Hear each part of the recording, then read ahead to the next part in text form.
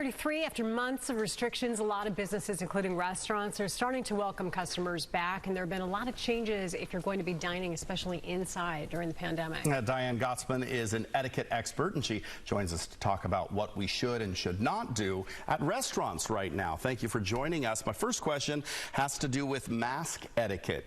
What are the things we should know? I mean, we know we have to wear one when we walk in and when we leave the table, but anything else of importance? Well, I think, first of all, it's important to put your mask on before you enter the restaurant. You know, without thinking, we know we're wearing a mask, but we put it on when we get into the foyer. So put it on in the parking lot or parking garage before you walk in.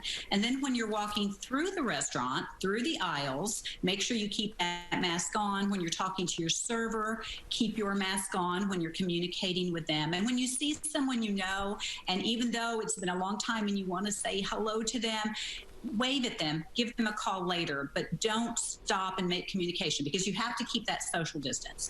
You know, it's funny, Diane, you go to a restaurant and there's a sense of normalcy, but then like a second later, it's abnormal once again. And one of the things is remembering, like you said, to put the mask on when the server comes over, but also like to bring things like hand sanitizer, and maybe it's a little thing of wipes, but like to continue with that stuff even when you're at a table.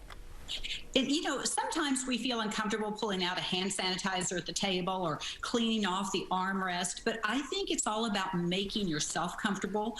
You know, again, we have to protect ourselves. So they're cleaning the tables, they are sanitizing and doing their best. But I think that it's all about being cognizant of where germs rest, and you just salt and pepper shakers. You know, hopefully they're going to give you little packets. If you have utensils and the utensils are wrapped in a napkin, you're going to put your napkin on your lap, but don't feel embarrassed to ask for paper napkins so you can rest your utensils on the table before your meal comes. You know, once your meal is there, you want to place your utensils on the plate. But in the meantime, you have to put your fork and knife someplace. Yeah. Let me ask you, you know, every time I go into a grocery store, I'm always very conscious and thank the workers for working. They're interacting with the public more than we are, for sure. And, you know, it's a sense of bravery of what they're doing there. Same goes for restaurant workers. Does that mean we should maybe show them a little more appreciation? Yeah, absolutely. When we can, we should. You know, this is a tough time, and they're working with multiple people, multiple tables, just like essential workers, just like the grocery workers, just like our delivery drivers.